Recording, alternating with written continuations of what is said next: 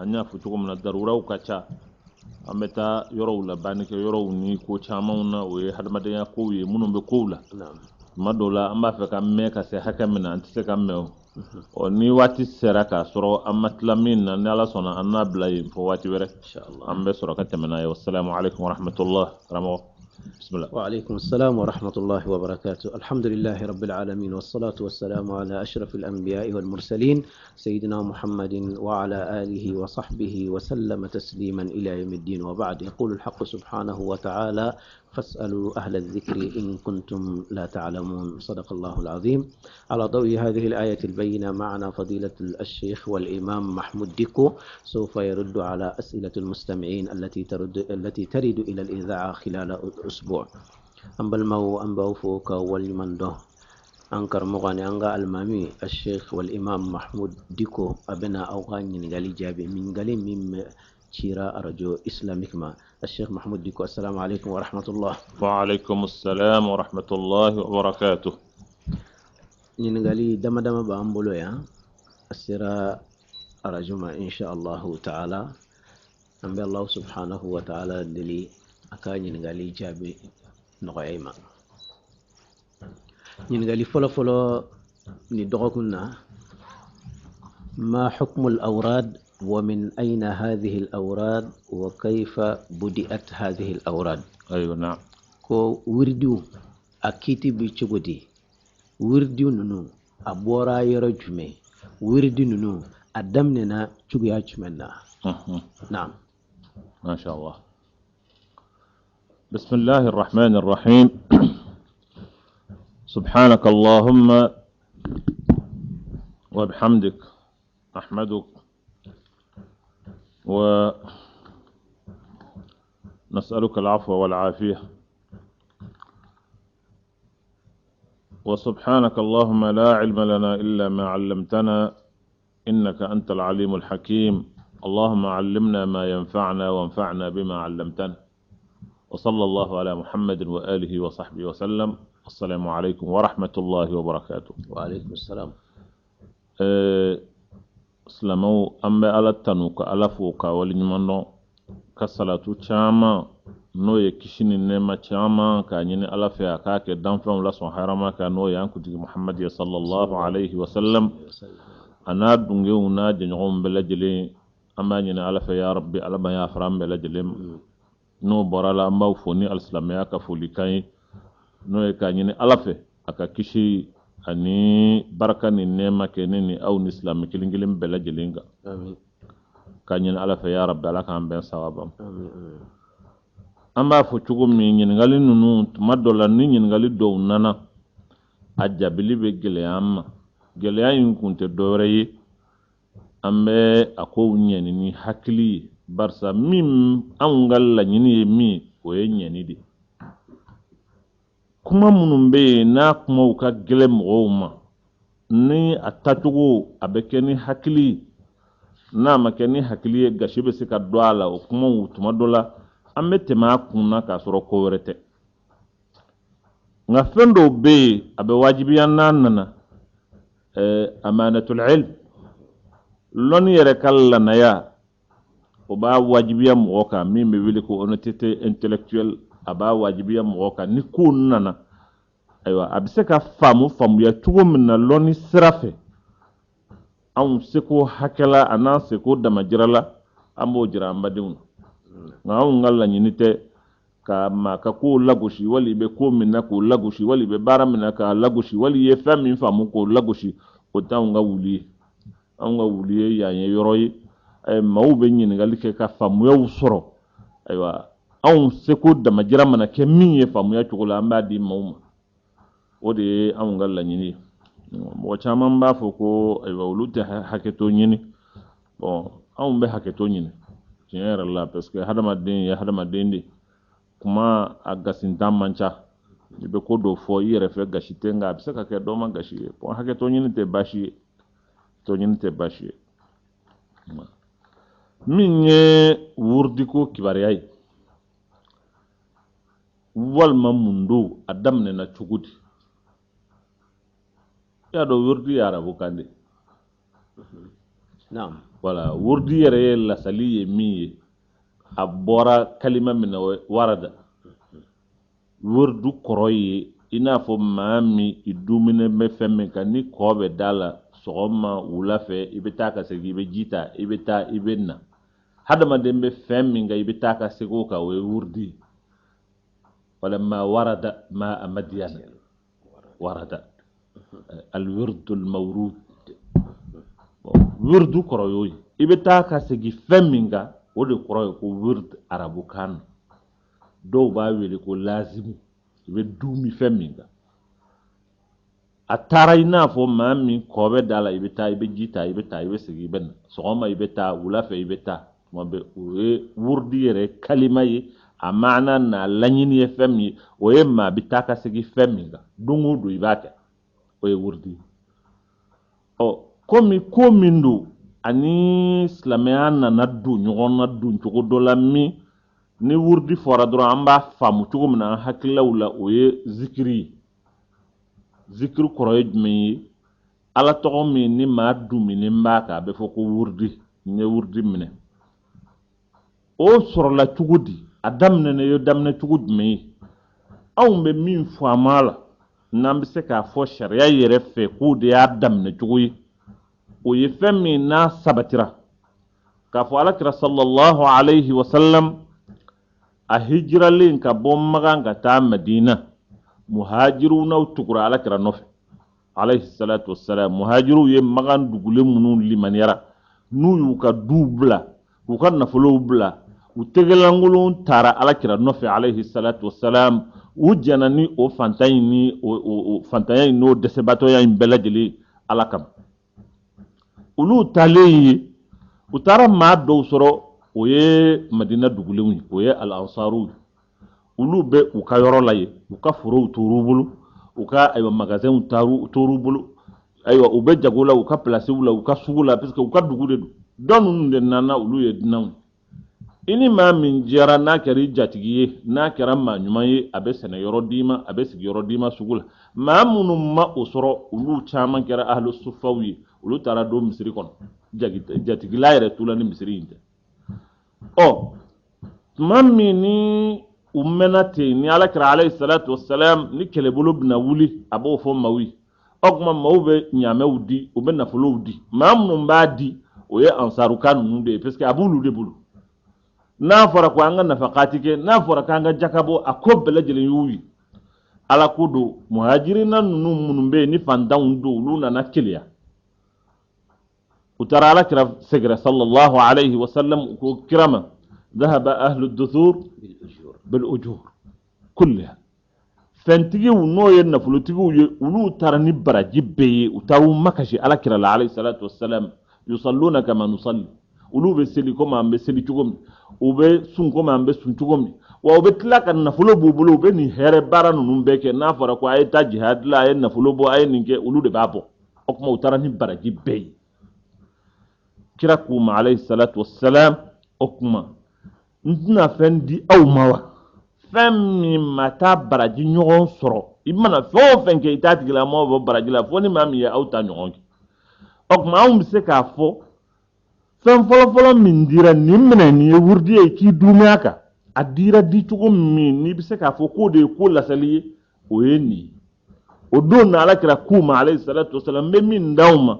o tuma seli o seli n'aw selila ni salamu bilala subhanallahi siɲɛ 33 alhamdulillahi siɲɛ 33 allahu akbar siɲɛ 33 a y'a dumow kan a ka banbaw kan maa si tɛ se ka aw se baraji la ninnu ka baara in bɛɛ lajɛlen u tɛ se ka kun aw la fo n'a bɛ fɛn min kɛ aw b'a kɛ o de y'a kɛ i b'a kɔlɔsi maaw bɛ kɔlɔsi ninnu dilan o b'a kɛ 99 k'a tun k'a kɛ 33 ka tila k'a kɛ 33 i ye kɔlɔsi o kɔlɔsi sɔrɔ i bɛ taa sɔrɔ o de b'a la parce que ni lasali bɛ wurdi la nin de y'a lasali ye a bɛɛ lajɛlen taara a ye nin minɛ a ka taa wurdi a daminɛna cogo min na o ye nin ye olu ye o baara in kɛ nka komi ayiwa fantanw sigiyɔrɔ ye ayiwa fɛntigiw ka yɔrɔ ye da la u to baro ni kuma la kira ye min f'u ye sallallahu alayhi wa sallam olu y'a lakali maa tɔ ninnu fana y'a ta hɛrɛ de don bɛɛ y'a kɛ utlala ka buli kata ala kira sagara sallallahu alaihi wasallam ka jira kira la ka fo iye min damma ni ya fanyana manu nu utlala ko fana ta ka fara ubulu kira ko madhalika fadlullah yutihi man yasha ni ngon ya ala ka fusamantiya de nafulo ka ki bulo ka here kala ka baraw kala min bi se ka to aywa ibe ala ka aywa janya soro o ye ala ka fusamantiya de kuma la nyini ye me ayen ni mina akata fo aka duma ka adamna na damna tugumi o ye ni nda be wele ko albaqiyatus salihat man to in belajelen na farani ye ko in soro ni soro tugu indela ala kira alayhi salatu wassalam aye fantaw de kerenkerani ni vein nga nana ke man to in betaye barsa kira bema nale fem min fo ma o mayota in yorobal naam okuma wurdi ka fo wurdi yere ika dumi fenga alla sali yeni o ma do nin kelen ko nin bolin gwala ube fendo wajibe wiyere kunga do ka wurdi ye qur'ana kalan sogoma o sogoma nu sallallahu be hijibu fulakala ubo dumo ko fana be belo ko wurd ma do ka wurdi ye me yesuwosu ube joko dabado seli ube dumo ka hadama dembe dumi ala kosuma minga nama wajibe ka ole ka wurdi ko imbe famutinde o femin nanani aywa fongo nyogonyaw ni aywa ko warwiye o ye ko famu cugudi barsa karamo folom nun demana akaramo bam nun demana o ye ko indila ni indila cugudi la munun sigira ma munun be wile nu to be fo ulu fana ye ko indila la cugu minna o ye ni o ba iba famu cugu minna o ma do wera dlaw la ilaha illa allah bi ta toro de du wala dowta ya hasbunallahu wa ni'mal wakil wala dowta ya astaghfirullah wala dowta ni e minye aywa akam goyeni nanama kama na gwambe na ne galimani ama dafa ne tise ka ngaba tuke ne fari mafoni fando be finya na ibita ibamba feminga ona se ka aywa ke sababu ye ki deme ika alabato ni ka aywa kula oye fenwi ko damne tugo oye amse ka min fala oye ni fotugo yi adamna nati o ni mami iye karamoye ika kalandengu ani no femgo ere femin korobo ka fo ko ijidira ka ayi jidil maniya ni chasrila ala kula fi yere nana don ka fo jongwala infleni e kan dumi femin gani aye no bonna piska aye ngal maniya jidi parce que bato be hada baden kal maniya jidi di ni be aywa ala batuke ala kosumake abi kal maniya jidi ala bi dhikrillah tatma'innul qulub abi hada madin ni ma min ni be flan na ini ma sabati ni be ala kofo abi ni sabati limaniya ka ki jidi limaniya la ma mun ye karamo wiye nulu yereye we wa fendo mun wiyere qur'ana kalande do wala aywa seli de do wala do tay sunye do tay ala kosumay obe aywa fendo wajibe wiyere ka salatu ala kiraka alayhi salatu wassalam ani la ilaha illa allah ni famara kulufo ka ke wiyere ka wajibi no ye nobo ukallimaniya la wiyere ba fo mo warawi ibe dumi ninga nyimama o dumiro ka o de laban na sa kalandenw ya di nyogoma o lamana kana atogoda atigila ka fo kari ka wurdi ko yere la sali kerwodi kari ka wurdi abe fo qadiriya do rete minni aya aka kalandenw aye fem min fuye ku ka lazim o be do faru kalimane ka jidi togo inna nadda alela ka fo ko asalengo ma ya ka kalandi be ko kari ka aywa wurdi ko in an ba famu tugu mina soro lati kelebe yoro mun na sa ni fongo nyoya be yoro mun na sa ni ma min ma antata ote aywa ote sraka ni afora o fotugo la o ko ni ote sawabai ni ma min be ni na tebbe ka do ni na wala na do o ko ni fongo ye we fenwara ude munun be du ko kono ni sira janyana ni wati u janyana aywa ko chama be du akono bon fen fana na welela ka togo kala ka te kulu ye ka ban o kuma o fana be caractère were ta aywa be ke fen corporatiste ye abe ko chama be du kono o ye ko ye wati ko ni la hala ko du note fen ye foroba de astaghfirullah o te mataye kila de yodi mauma parce que ala yo fo bon ayere ko astaghfirullah fa inni astaghfirullah fil yawm 70 مرة وفي رواية 100 مرة أي أستغفر الله فوق بون بر نير باكي أكما ويفهم يمون صلى الله عليه الصلاة والسلام لا إله إلا الله موكال لازم كرد يوفو سبحان الله موكال لازم كرد يوفو فين شام فين ذكريا ببرا على كرد عليه الصلاة والسلام أكما نمي مورا كرا لك ديم من توي ما ويفرو باي وتم كلين شيء ko in sorola dron ka fo niye o sorola min fe oye e ka karamɔgɔ ye maa min ye ni ale duminen bɛ fɛn min kan n'o ye nɔ bɔ a ka limaniya la a yɛrɛ y'a kɔlɔsi k'a fɔ ko n duminen bɛ fɛn min kan nin ye a ye nɔ bɔ n ka limaniya la a ye n jidi limaniya la barisa hadamaden b'o dɔn n'i bɛ baara min kɛ n'i ka limaniya jidira i yɛrɛ b'o dɔn n'i y'o fɔ i ka kalandenw n'i nɔfɛ mɔgɔw ye olu fana ye o jarabi u y'o kɔrɔbɔ u nana sɔrɔ tiɲɛ yɛrɛ la ni u dumuni min kan o ye dɔ fara u ka limaniya kan o tuma ko in labanna ka kɛ ayiwa tɔgɔ ye a labanna ka kɛ ko wɛrɛw ye o dama de don n'o tɛ astagfirullah o tɛ maa si ta ye la ilaha illallah o tɛ maa ta ye allahu akbar o tɛ maa ta ye allahu o tɛ maa ta ye nin ye allahu subhanahu wa ta'ala yɛrɛ ka fɛnw ye a ye min di kira ma kira y'a di manto in ma bɛɛ ka kan nin na bɛɛ ka kan nin na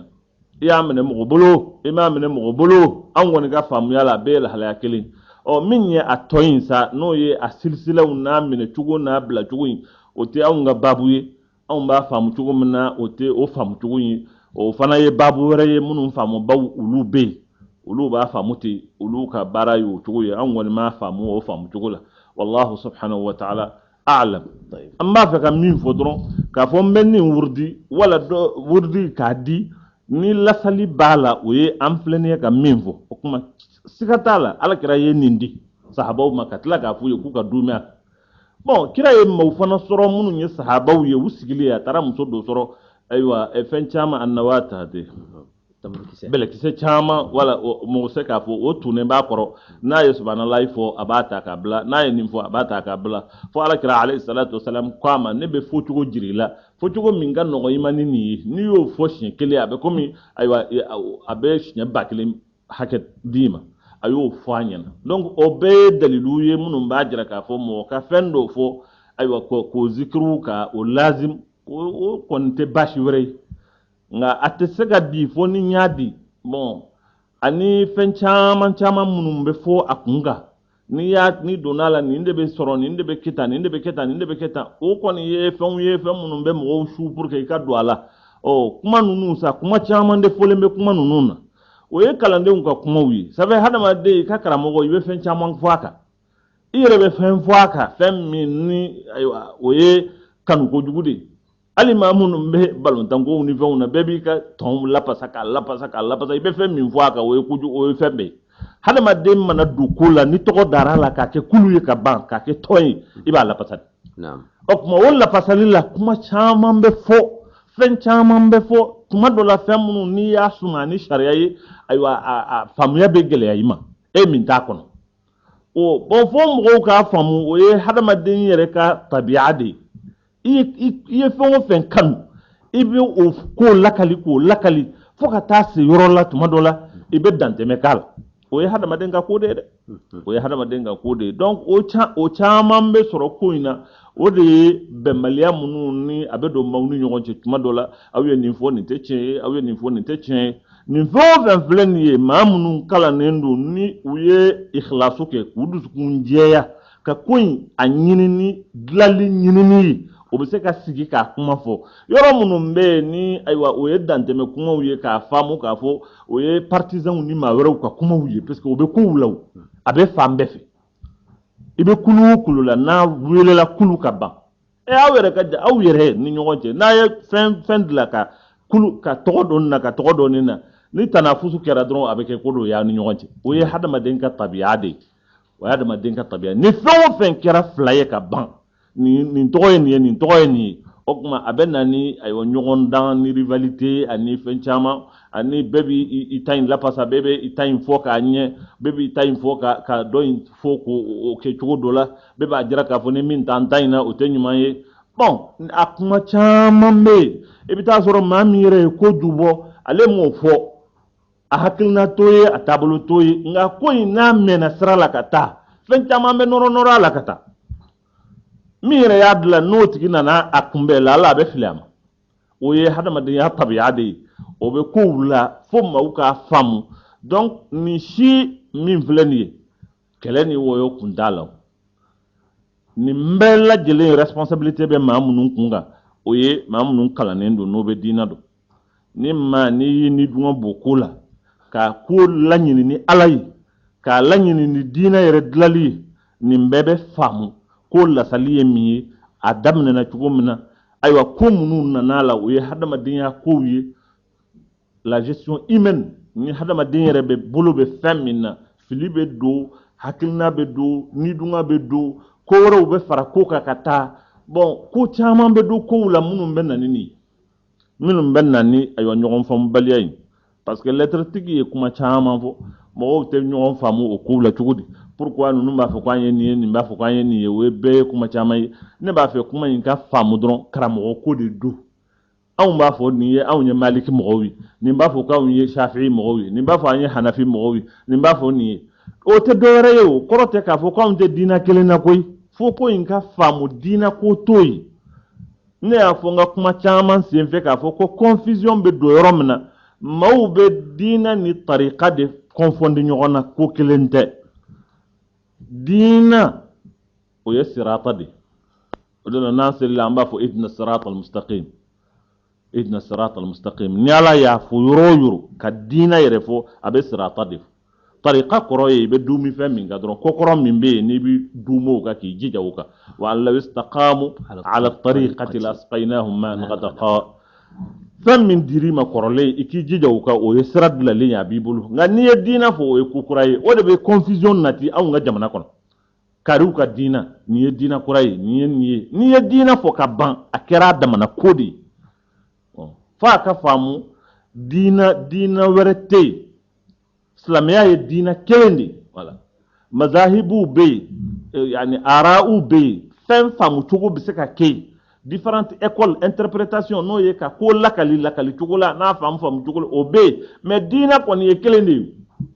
anw komi bamanankan na diina in a vocabulaire caman t'an bolo o de y'a kɛ n'an ye ko min ye n'an tɛ min dɔn an b'a fɔ diina kura ni ko diina ka ban o ye ko wɛrɛ de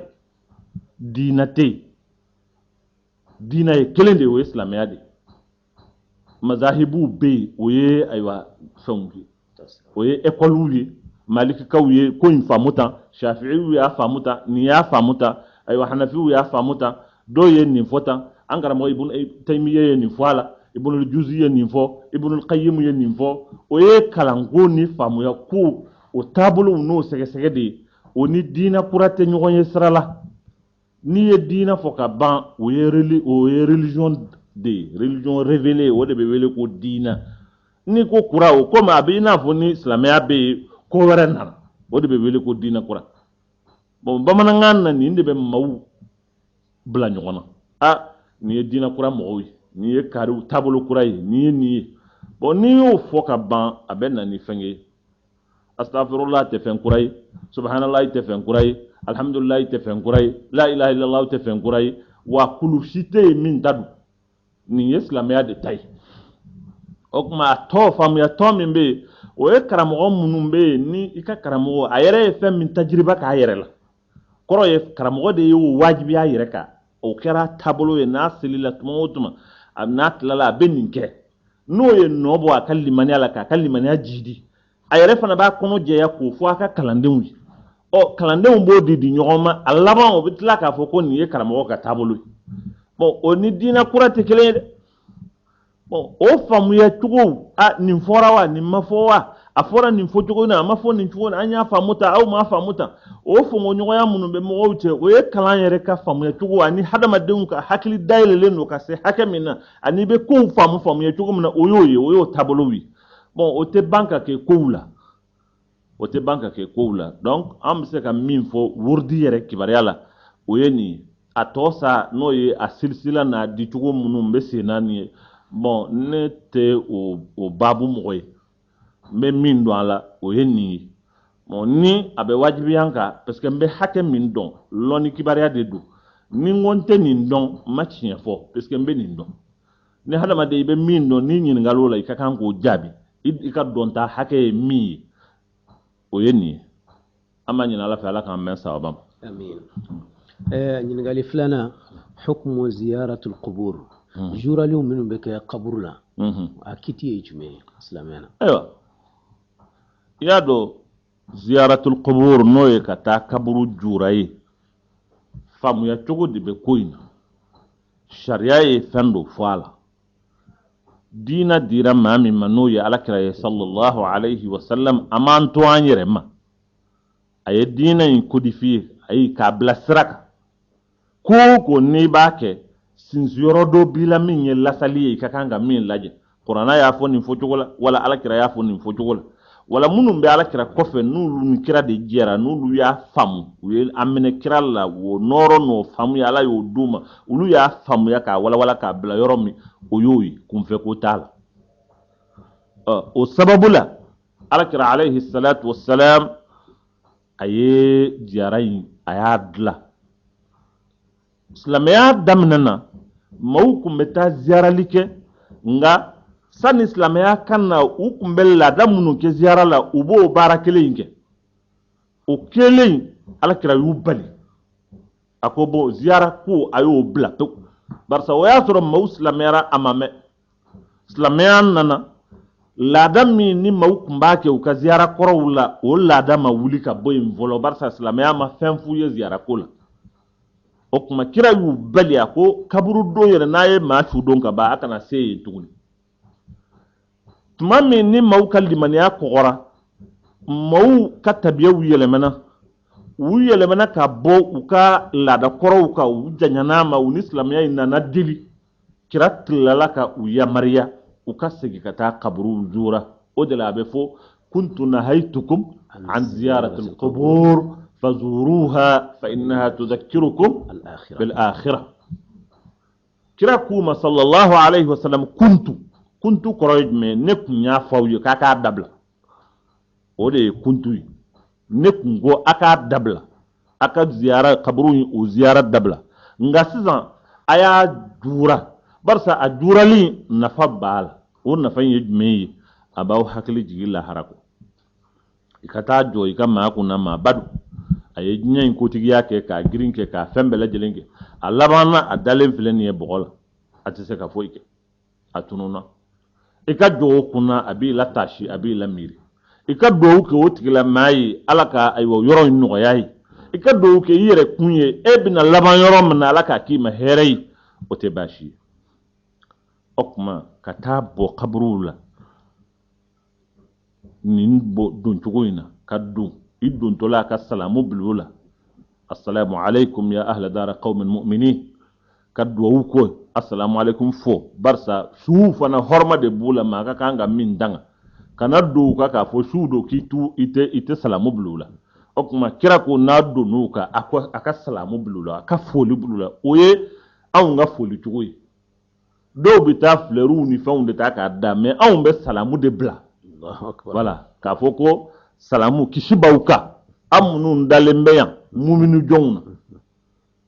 okuma kata ijo ibe kaburu min don walite min don yere ni ya don ye islamu amuminu da yoro ni ka salamu bluka oye sunai o ka do wuka ti wi aywa o koni oye fenye sharia ma ban min do wun sa kijugu kuma chama mbola nga almuhim ka salamu blula ka do wuku ye sharia ma ban nga mimbe sani ne to don moyi nga me wajibiya ko fo to don moyi ndado adalilu bora yoromi ne tise ka fo ka tende oye kuma ye oye ka kuma jala tige yoroni kele ntisula ne de ma ye wantado abora yoro yo min won be kan fe ka don ka adonda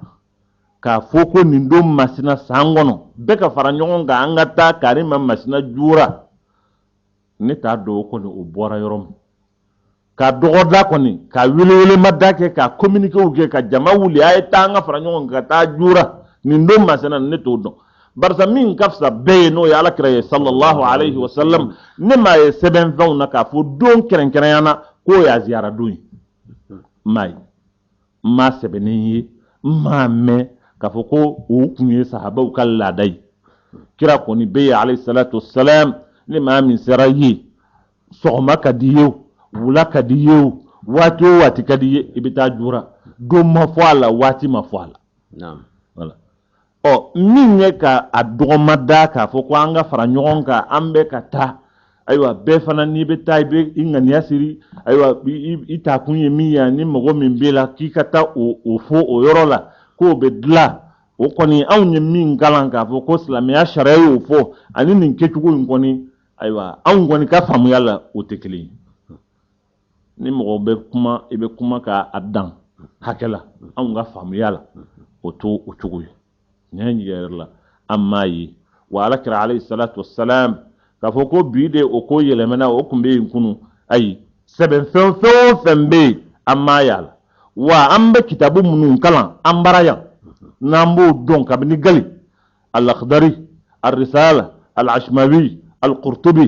tɔgɔ ye di Irshadu Saliku ani Mudawwanaw ani Hukamu ani Khalilu k'a fɔ ko i bɛ baabu ye min bɛ o ko in kan o tɛ yen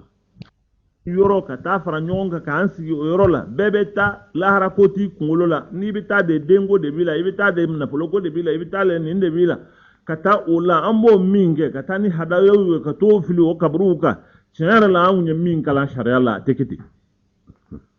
an ye min kalan sariya la a tɛ kɛ ten o kɔni an bɛ se k'o fɔ an da camancɛ la k'a fɔ anw ye min kalan sariya la a tɛ kɛ ten a bɛ wajibiya an kan an ye ko in faamu cogo min na an k'a fɔ o fɔ cogo la an k'a fɔ a cogo la an m'a fɔ mɔgɔ kana taa mɔgɔ ziyara an m'a fɔ mɔgɔ ka jurali ayiwa jurali ko ye kojugu ye mais a bɛ ka organiser cogo min k'a dɔgɔda k'a kɛ seli ye bon an t'o kɔni dɔn san o san n'o ni fɛn min kɛra a bɛ kɛ idi de voilà san o san waati k'o sigi k'a fɔ ko an bɛ nin kɛ nin waati de la san o san a ye na o kɔni o bɛ kɛ idi ye bon idi k'o don seli la o tɛ yen i yɛrɛ ma nin ye kari ye ne ka mɔgɔ dɔ bon bɛɛ ka fara ɲɔgɔn kan an ka taa adamaden bɛ ko o ko kɛ diɲɛ kɔnɔ i b'a kɛ de ni hakili dɔw ye n bɛ taa nin fɛn in kɛ n bɛ baraji sɔrɔ pour que fɛn in a ka dɔn k'a fɔ baraji b'a la f'i ka dalilu de sɔrɔ kuranɛ kɔnɔ wala hadisa kɔnɔ sariya la min b'a jira i la k'a fɔ a fɔra maa min ye sariya d'an ma n'o ye alakira alayhi salatu wasalam a y'a fɔ an ye ko n'i y'a kɛ tan i bɛ baraji sɔrɔ min fɔra kɔni n'i ye ziyara kɛ nka ziyara in k'a dɔgɔ da a ye na an ka fara ɲɔgɔn kan a ye nafolo bɔ a ye nin kɛ an ka don sigi an ka ɲɔgɔn wele an ka taa kɛ tan an ka taa kɛ tan an kɔni m'o kalan an m'a ye k'a fɔ sahabaw tun b'a kɛ tan sahabaw tɛmɛnen kɔ an m'a mɛn ko a kɛra o kɛcogo la min kɔni bɛ sen na sisan nin cogo min bɛ ka kɛ nin ye anw ka dɔn ta t'o ye an ka dɔn ta t'o ye wallahu subhanahu wa ta'ala a'lam إن قال سبنا من استيقظ في النوم على الساعة 7:30 بعد شروق الشمس هل يصلي الصبح أولا ثم ركعة الفجر أم كيف يفعل؟ ما من كنا كبوس نغلا 7:30 سغما وياسر كليبورا نبا فيك سلي يلا أي سغما دا سلي دي كفولا كتلاخا بركعة الفجر جرسرا وأبيا أباك تشكوش مننا الله أعلم. nin ye fɛn ye an kɔni baara in taabolo min dɔnnen don kosɛbɛ o ye maliki kaw ka taabolo ye jamana in karamɔgɔ caman bɛ kiiti kɛ n'o de ye ni i wulila sunɔgɔ la dugujɛ ye maa min minɛ tile ganna tile yɛrɛ bɔra ka ban pewu n'i wulila o la n'a kɛra ten i bɛ rakata fajiri seli ka sɔgɔma da o kan nka e ɲɛ yɛlɛla i ye ɲɛ yɛlɛla yɔrɔ min o bɛnna ni fajiri yɛrɛ ye sɔgɔma a bɛ ka seli i bolila ka taa misiri la masala i bɛ seli alimami nɔfɛ i bɛ fajiri in seli mana ban alimami maliki ka fɔcogo la ni seli banna i b'a to fo tile ka kɔrɔta i bɛ sɔrɔ ka rakata fajiri seli o ye alimami maliki ka fɔcogo ye maa wɛrɛw bɛ yen alimami wɛrɛw ka fɔcogo la n'i ye silamu bila yɔrɔ min i bɛ sin ka rakata fajiri sara o yɔrɔ kelen in nin kɛcogo fila in bɛɛ lajɛlen o taabolo in o bɛ anw yɛrɛ ka jamana kɔnɔ yan maa minnu bɛ Ahmad Hanbal ka mazhabu ka olu b'a kɛ nin kɛcogo la nka mazhabu kɔrɔlen min bɛ yan n'o ye alimami maliki olu taabolo o ye ni sɔgɔma don masalan i nana k'a sɔrɔ i bɛ don alimami de fɛ sɔgɔma seli don i nana misiri la i bɛ se yɔrɔ min o y'a sɔrɔ seli jɔra ni seli jɔra o la o tuma i bɛ a tɔgɔ di fajiri in bɛ seli fɔlɔ ni salamu bilala i b'a to yen fo tile ka kɔrɔta o tuma rakatɛ ni fajiri i b'o sara o ye alimami Maliki ka faamuya cogo ye masala in na nin kɛcogo in bɛ bɛn ni maa min fana ni sinna ka salamu bila o yɔrɔnin kelen i wulila ka rakatɛ ni fajiri seli baasi t'o la nka ni i dugujɛ de y'i minɛ fo ka tile yɛrɛ kɔrɔta k'a sɔrɔ e ma wuli sunɔgɔ la n'i wulila o kɔni a bɛɛ ye sarali de ye sa o kuma i bɛ ordre kɛ ko la o kɔrɔ i bɛ rakatɛ ni fajiri kɛ i bɛ sɔrɔ ka sɔgɔma seli n t'a dɔn ni kuma in ayiwa a faamuna fɔcogo min fɔra la o ye fɔcogo fila ye a bɛ sɔrɔ fɔcogo wɛrɛw fana bɛ yen nka fɔcogo fila min dɔnnen don anw ka jamana ka karamɔgɔw fɛ o ye nin a fɔlɔ ye jumɛn ye maa min ni ayiwa dugujɛ y'i minɛ n'a y'a sɔrɔ tile yɛrɛ kɔni kalayara pewu i bɛ wuli waati min 7h30 de don wala 8h de don n'o wulila o kuma ko wɛrɛ tɛ ɲini o la o ye sarali de ye parce que a fila bɛɛ lajɛlen waati taara k'i dan o kuma i bɛ kow tugu ɲɔgɔn kɔ i bɛ rakatɛ ni fajiri seli i bɛ ayiwa sɔgɔma seli maa min ye misiri dunge de ye masalan e wulila o y'a sɔrɔ asalatu khairu minan nawmi fɔra ka ban ayiwa kow bɛra ka ban sani i yɛrɛ ka seliji ta kad qamati salatu kɛra seli jɔra ni seli jɔra i bɛ taa don alimami kun ka seli o ye i bɛ sɔgɔma seli salamu bilalen kɔ alimami Maliki ka faamu cogo la n'o ye ayiwa ale bɛ taabolo min ka masala in na o de ye i bɛ salamu bila i tɛ sin ka seli ten i b'o to yen ni tile kɔrɔtara waati min o kuma i bɛ rakatɛ ni fajiri in sara o ye alimami Maliki ka faamuya cogo ye faamuya cogo wɛrɛ ye jumɛn ye n'i ye salamu bila yɔrɔ min na i bɛ wuli i bɛ jɔkɔ fila in seli nin bɛɛ lajɛlen daliluw b'a la nacogow b'a la min y'a to ni alimami ninnu u y'u sinsin nin fɛn ninnu kan nka maa min kɔni n'i ma wuli fo 8h n'i wulila i bɛ rakatɛ ni fajiri seli i bɛ sɔgɔma seli wallahu subhanahu wa ta'ala a'lam ɲininkali naaninan bi ta هل يستطيع المسلم أن ينسب ولد الزنا إليه كولد شرعي؟ أيوه. كوسلا من يوم إسكا بسكا مي ولا فن جنيا دين نو أكاك أكاد دين كم دين حلال دين بسكا كيو. Non, ni halala do ate wele wala do zina bilen. Ça fait silamɛya la den bɛ kɛ mɔgɔ ta ye ni sariya min ye sira min ye o dɔnnen do. Hadamaden silamɛya kɔni taabolo la i bɛ muso de ɲini sariya ka ɲinini na a furu bɛ siri sariya ka furu siri la ni den min sɔrɔla ka aw to o kɔnɔ o bɛ wele ko sariya ka den o y'i den ye i ta don i tɔgɔ bɛ da o la karima masina den a bɛ fɔ o ye ten silamɛya y'a ɲini ka hadamadenya bila minɛn min kɔnɔ o y'o ye mais n'i ye den min sɔrɔ a ma sɔrɔ o kiiti kɔnɔ o tɛ sariya la i den t'o ye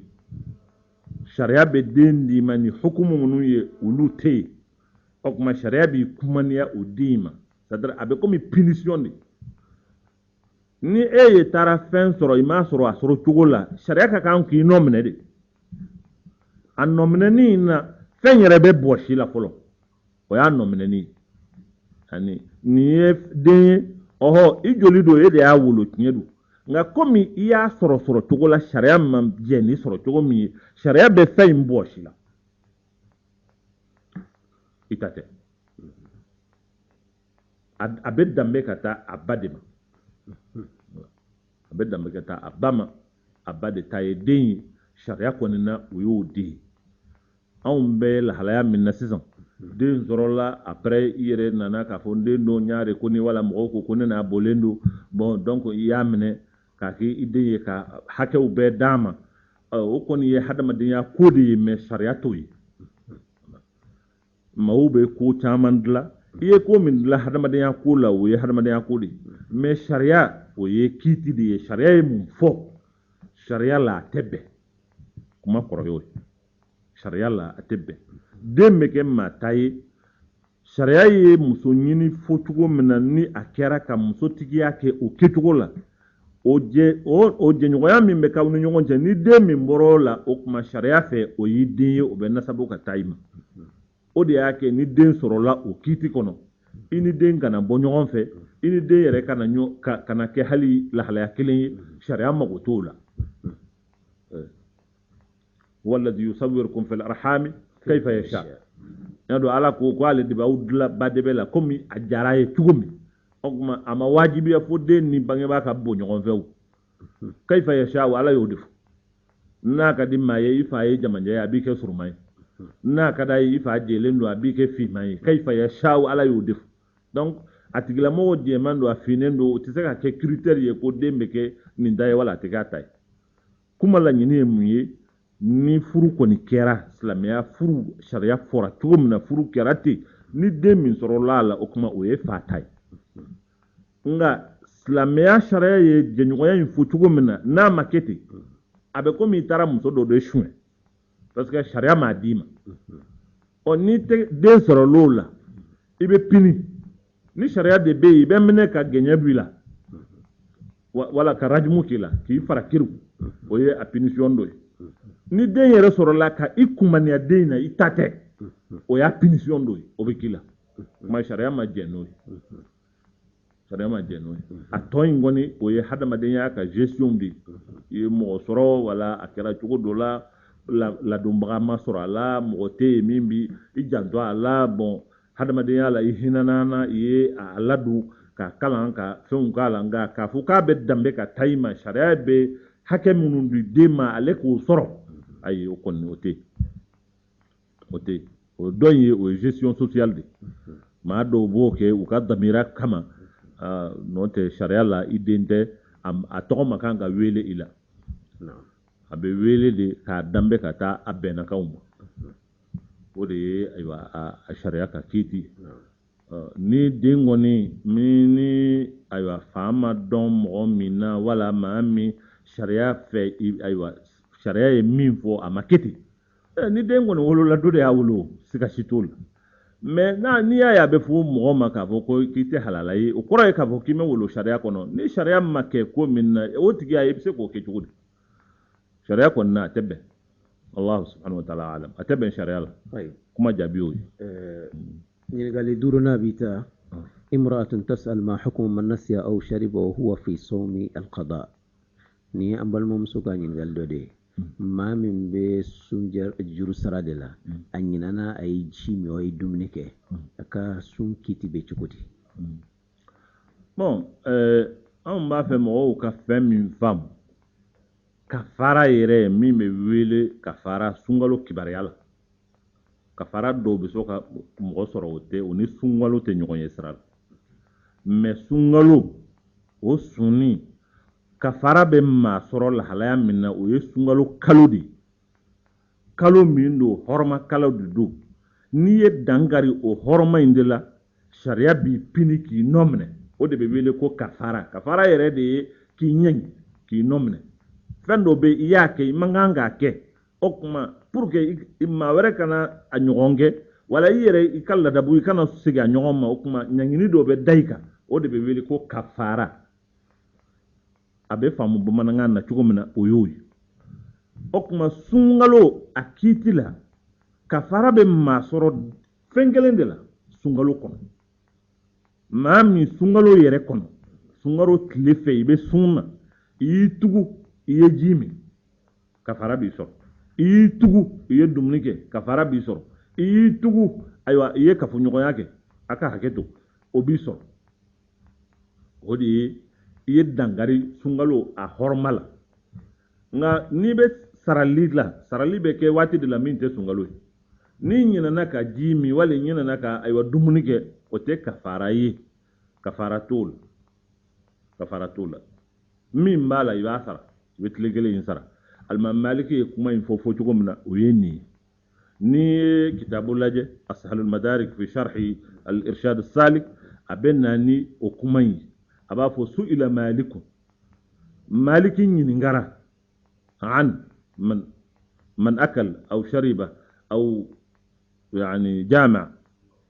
في نهر رمضان ناسيا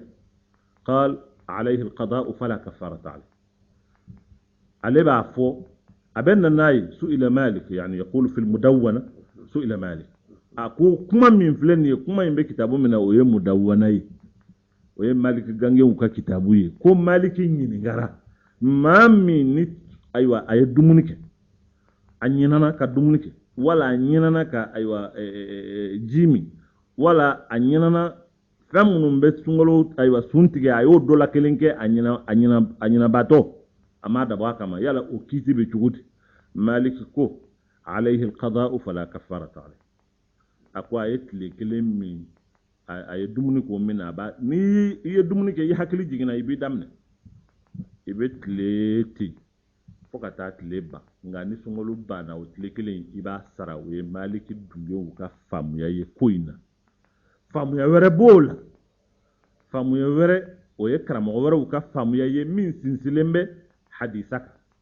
hadisa in koroye me asabatira ka fo alakira alayhi salatu wassalam ko ni awdola kelen ka sundu na ye anyana ka dumunike wala anyana ka jimi okuma akat na hakili jigina aka damne aka temena ka sunu ala de ya la dumuni ala de ya lami maliki ye kuma yin famu cogo mina ni donu ya famu cogo mina o makekili dow ya famu kira ya fota okuma hal ni be sungalo de la ni nyina ka dumunike wala nyina ka jimi ya hakili mana jigi yoro mina ibe nyina ka fo bi yire be suna ishina ka jido faro atemene ingono fe wala ye fendo logoma nyekelen ta yafli dakono ibo la dron mo ki mo wala do e tedi ma yafuru I hakili nana jigi ka fo jane be sona koy okuma ibi damne dron ibe teme ni tile bana abana ika sun kanyi oye do ka famu ya tuwi ulu ya hadisa in famuti al maliki ye ko in famu tugumi oye ni tugu ibe kafara de bo kalo fla ibo sun ka tugu nyon nga komi mi tugu okuma kafara ko ni tila nga tlekele ibo sara oye ale ka famu ya parce que al-amd od benani kafara itugura ka jimi yere biye sungalo yen sunendo labana kanna vraiment segena do retena ka foko ni banade do wala fendo de ndeguna fokata se ni de binyi ni halaki o tede nyere de jimi yere wala nyedumni ke yere yete o ya amdu ye we inyina naka itugura ka ken okuma o nyangini o ye kalo fulay ngani ma mi nyina ni nyina ka ba alefe okuma nyangini o kontika ite ka farasara nga tlekele min vleni ika kan ka sege anon barsa tlekele inchiana okuma jamana yi famuya chaman be nde ka ne afo chugum nango an fe ya kitabu mun kun donendo nulu kalalendo an ga karamo fe ka chaya o yeni kitabu de ni kuma min vleni abe irshad salik la ni tara al sharh la je no ye asal al madariki e bi tasoro ka foko wasu qala al mudawwan المدون de koti ko su ila maliku المدون de ko malikin yin ngara an yin ngara ma mi man akal aw shariba aw jama'a nasiyan fi nahar ramadan faqal fa ajab kum maliki ye jabili ke ma mi yin dola kilinge nasiyan an yinane ay jimi wala an yinane ay dumulike wala an yinane aywa agerala afurmusola aka haketu na yinane de yake okma leko abetle kelen sara kafarata foital okuma min bamanembe an fe yan ka chaya oye ni nyinana ni be nin koina ni be aywa sarali de la oye ni be baraji sunde la sarali werati la ibe baraji sunna inyana ye dumunike wala nyana ye jimi ibi damne ni hakle jigina dono ika baraji ba non nga ni be tlekele de ka sara oye sungalo sarali de inyana ye jimi inyana ye tle fami okuma o tlekele ngoni ibe asar nga ibe se ka continuer ka dumuni ke comme ite sungalo la ka ba ni ye jimi ye fenge mi ibe se ka continuer na ka die ki ka dumuni ke a dugu seje ibe ka tlekelen sara wo ye maliki ka ka famuya ye ni famuya inde waralendo an ga jamana ngono okuma na ye ko re fana me munu ba fo ko ni inyina na ka jimi wala inyina na ka femmi ibi damne ka sungalo tle kono ika sungani kuma inte kuma kuraye hadisa de du famuya tugu de du o hadisa ya fofu tugu mena o ye ni afamuna famuya cogo mina hadisa kelen de do nga karamo nunu nga famuya cogo de make kelen mali kɔni y'a faamu kafara de t'i kan n'o tɛ tile kelen in o tiɲɛna i ka kan k'a sara dɔ ninnu y'a faamu kira ko fɛn t'i kan ala de y'i dumuni o tuma a banna fɛn t'i kan in sa o de faamuya cogo ma kɛ kelen ye o bolo fɛn t'i kan in maliki y'a faamu kafara de t'i kan n'o tɛ i ka kan ka tile kelen in kɔni faamu dɔ ninnu y'a faamu ni fɛn t'i kan ka ban fɛn t'i la ka ban a banna i ka tile kelen i b'i daminɛ dɔrɔn i ka tile kelen b'a nɔnɔ o ye o faamuya cogo ye wallahu subhanahu wa ta'ala a'lam nga aka faamu aka ɲininkali la e min bɛ sarali de la min ɲinana ka dumuni kɛ ɲinana ka ji min kafara tɛ yen o la i b'i da n'a ka di ye i bɛ continuer o dugusɛjɛ i bɛ tila ka i ka tile kelen sara ka bila nɔ wallahu subhanahu wa ta'ala a'lam ɲininkali wɔɔrɔnan ما حكم من يقول بحرمة أو بجاه النبي صلى الله عليه وسلم اللهم صل على رسول الله كلا لا حرمة وبجاه محمد صلى الله عليه وسلم أكيد بتقولي أني ما حكم لله ورسوله افعل أو اعطيني أو من أجل على نكرا كما نندين ما على نكرا كما وبنكين على نكرا كما اللهم صل على رسول الله ya dɔn ni masala ninnu ni fɛn ninnu olu ɲɛ ka misɛn dɔɔni ɲɛ ka misɛn tɛ dɔwɛrɛ ye faamuya cogo de don ayo min ye kira a kɔsɔ ye wala kira ka jahu n'a ka hɔrɔma ye siga t'a la hɔrɔma bɛ kira la alayhi salatu wassalam hɔrɔma b'a la siga si t'o la hɔrɔma bɛ kira la diɲɛ in kɔnɔ hɔrɔma b'ara lahara barisa n'an sera lahara bɛɛ bɛ minɛ don min k'i jɔ k'i kamana guwa maaw bɛ taa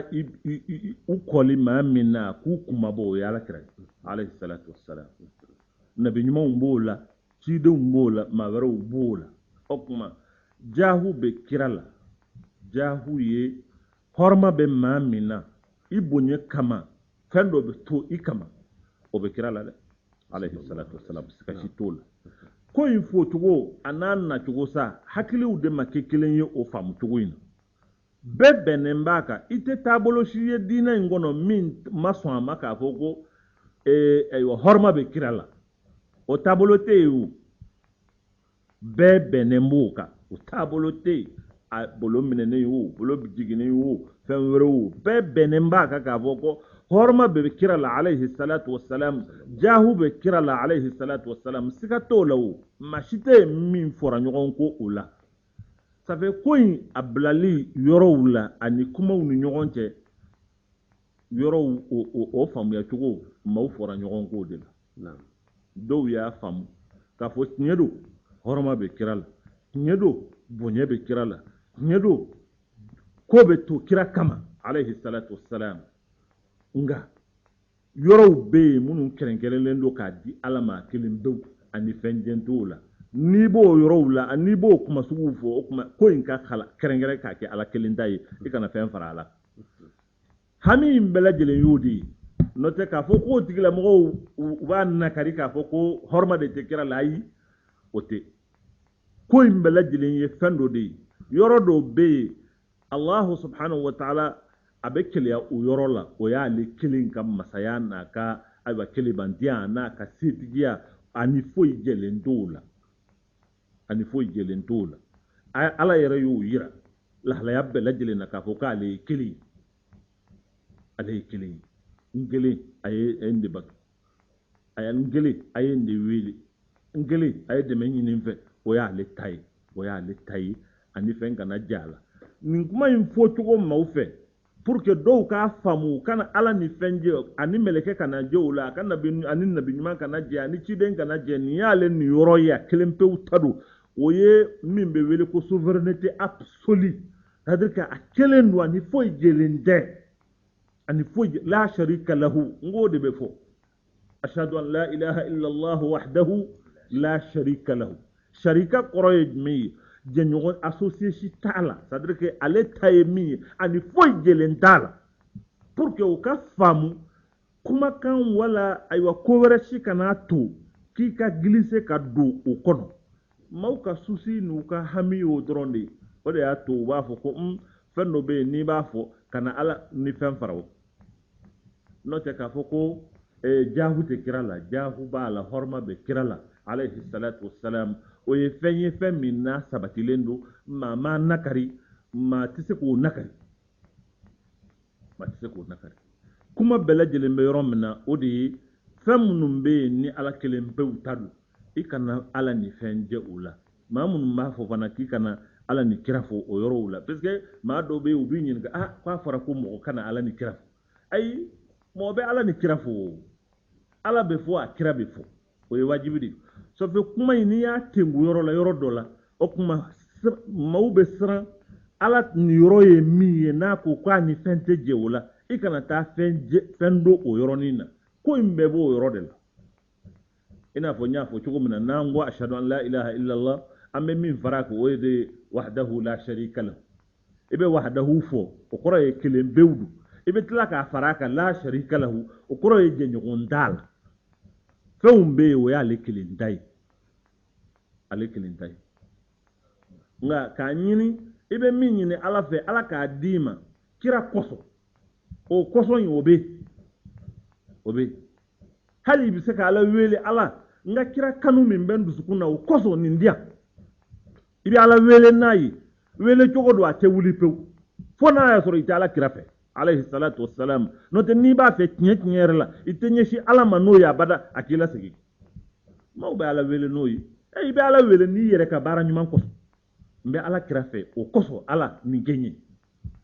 maaw kɔni o kosɔn in bɛ yen o jahu in bɛ yen maaw tɛ ɲɔgɔn na o yɔrɔ la ye kuma in fɔcogo dama de don ani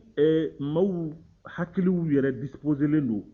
ni ne y'i minɛ ka ban k'a fɔ ko e bɛ taa e fana ye ne minɛ ko ne bɛ taa i t'a ɲɛɲini tuguni o ne mana fɔ cogo dɔ la dɔrɔn i b'a fɔ tan ninnu ko mɔgɔ kana ala fɔ i kana kira fɔ ninnu fana ko mɔgɔ ka ayi kana ala yɛrɛ deli ko i b'a fɔ kira dɔrɔn bon n'i y'a faamu ten o ye kɛlɛ kumaw ye o ye dusu kumaw ye o ye maa minnu déjà u hakili bɛɛ sigilen bɛ ni position dɔ ye dɔ kama n'a a fɔra ten a tɛ faamu o tuma minnu ko i k'a fɔ ala ye yɔrɔ dɔw la i kana fɛn fara a kan olu bɛ don yɔrɔ min o ye i k'a faamu fɛn dɔw bɛ yen o ye ala kelen ta ye ani foyi tɛ jɛ o de y'a kɛ i b'a fɔ ashhadu an la ilaha illallah wahdahu a kelen pewu la sharika lahu i b'o fɔ mun na fɛn dɔw de bɛ yen o y'ale ta ye ani fɛn tɛ jɛ a la o de y'a kɛ i b'o fara a kan c'est une affirmation de sa souveraineté absolue c'est-à-dire que ale kelen de b'a yɛrɛ sago la fɛnw bɛ yan ni foyi jɛlen t'o la a bɛ fɔ cogo min na la malakun muqarrab wala nabiyyun mursal mɛlɛkɛ tɛ yen ko k'a ni ala bɛ jɛ o kow la ciden tɛ yen k'a ni ala bɛ jɛ o kow la o kɔni y'ale kelen pewu ta ye o de y'a kɛ ni mɔgɔ bɛ seereya i b'a fɔ wahdahu i bɛ tila k'a d'a kan la sharika lahu la sharika in kɔrɔ tɛ dɔwɛrɛ ye a ka faamu fɛn dɔw bɛ yen o y'ale kelen ta ye a ka domaine de souveraineté de don ani fɛn tɛ jɛ a la i tɛ se ka gɛrɛ a la gɛrɛ cogo si la min b'a to ko e n'ale de bɛ jɛ k'o kɛ ɲɔgɔn fɛ o tɛ yen donc o ka faamu dɔrɔn harijɛgɛ ye ala kelen ta ye ale de b'a di kɛnɛya ye ala kelen ta ye bana ye ala kelen ta ye ale de b'a di ale ni foyi tɛ jɛ k'o di mɔgɔ ma o y'ale kelen ta ye o y'a ka domaine de souveraineté ye ni maa tɛ jɛ fɛn minnu a bɛ f'i ye dɔrɔn n'i b'o ɲini i k'o ɲini ala kelen pewu fɛ kuma in ye kuma fɔcogo de ye komi maa minnu yɛrɛ b'a fɔ ala n'a kira olu b'a fɔ de manière inconsciente o fana bonya dɔrɔn de don u hakiliw la k'a fɔ k'u bɛ kira ni ala fara ɲɔgɔn kan ala yɛrɛ ka se la o hakili t'u la o ŋaniya fana t'u la u b'a dɔn ala ye u b'a dɔn kira ye kira ye kuma fɔcogo don nenw delila a la donc dɔw tɛ se k'u yɛrɛ mara n'u y'a mɛn kana fɔ hali n'i bɛ delili kɛ kana fɔ ala n'a kira bon mɔgɔ t'i yɛrɛ bila o bɛ fɔliw la parce que a kun tɛ o maa min b'a fɔ lagalakatɔ tɛ mais c'est inconscient c'est-à-dire que hadamadenw n'a donna mɔgɔw ka subconscience la o ye a donna hakiliw ni tabiyaw ni jogow la u tɛ se ka to n'u m'a fɔ o fɔcogo la o tɛ ko wɛrɛ ye wallahu subhanahu wa ta'ala a'lam an b'a fɛ mɔgɔw ka kow ninnu faamu ni hakili ka faamuya dɔrɔn de n'i ye ko faamu ni hakili ka faamuya ye a b'a faamuya ka ɲɛ nka n'i ye dusu don ko la ani ni sigira ka deja k'a fɔ ko ninnu ye kariw de ye olu bɛ tan ni n'o hakilila ye k'o faamu i tɛ se k'a faamu tuguni f'i k'a faamu ni ayiwa ladiriya ka faamu ye i k'a faamu ni hakilisigi ni tiɲɛ ɲinini ni ayiwa hɛrɛ ɲinini faamuyali ye n'i y'o fɔ e yɛrɛ min bɛ kuma fɔ n'i ye karamɔgɔ ye f'i ka don o kiiti de kɔnɔ n ye min fɔ n ko ni hadamaden ni ko kɛra n ye nin kulu ye n'o donna ko la ka ban ko tiɲɛna hadamaden yɛrɛ ka tabiya de y'o ye n bɛ nin parti la ni e fana bɛ nin na hali n'aw ye fa kelen ba kelen aw bɛ fɔ ɲɔgɔn kɔ dɔwɛrɛ tɛ aw ye tɔgɔ minnu da aw yɛrɛ la o dama de don n'o tɛ aw bɛɛ ye kelen ye n'aw bɛ kɛlɛ mun bɛɛ ye silamɛ ye nka n'i y'a ye maaw bɛ fɔ ɲɔgɔn kɔ dɔwɛrɛ tɛ tɔgɔ ko min donna mɔgɔw ni ɲɔgɔn cɛ o dama de don aw ye nin ye an ye nin ye aw bɛ sɔn nin ma anw tɛ sɔn nin ma aw ɲinɛna k'a fɔ o ye kalanko ni faamuyako ni ayiwa école ko ni ko interprétation ko de don anw y'o kɛ sababu ye k'a kɛ différent yɛrɛ ye non o kow tɛ o a bɛ wajibiya anw kan a bɛ wajibiya silamɛw bɛɛ lajɛlen an bɛ lahalaya minnu na ni silamɛya bɛ dakun min na bi diɲɛ kɔnɔ ani yɔrɔw ɲɛfɛ maaw ka hakili sɔrɔ fɛɛrɛ ka kɛ maaw k'a lajɛ fɛn caman bɛ yen maaw y'a faamuya cogo min n'u y'a lakali cogo min i bɛ taa sɔrɔ tiɲɛ yɛrɛ la o ye dusu ka lakali ye ani ayiwa ko caman ka lakali ye maaw ka sigi ka o jatew minɛ dusukun bɛ se ka gɛrɛ ɲɔgɔn na cogo min na yɔrɔ minnu bɛ yen ni a faamuya dɔw la k'a sɔrɔ o faamuyaw tɛ o ka fɔ an ɲɛna an k'a faamu ayiwa k'a ɲini ala fɛ ala k'an bɛɛ sababa ma kuma hakilila sisan kɔni dɔ kɛra tɔgɔ min bɛ n'ala sɔnna dɔgɔkun wɛrɛ voilà o kuma an bɛ a lajɛ ka ayiwa ko in a jɔ nin yɔrɔ in na maaw ka hakɛ to darura ko don n'o tɛ a ka d'an ye n'u ye ɲininkali o ɲininkali kɛ an ka se k'a bɛɛ lajɛlen jaabi mɛ n bɛ min fɔ jaabili in na hali bi n bɛ segin a kan maaw k'a faamu wa ma nuridu illa al-islah laɲini tɛ dɔwɛrɛ ye dilali kɔ ani ɲɛni kɔ kɛlɛ tɛ lagosili tɛ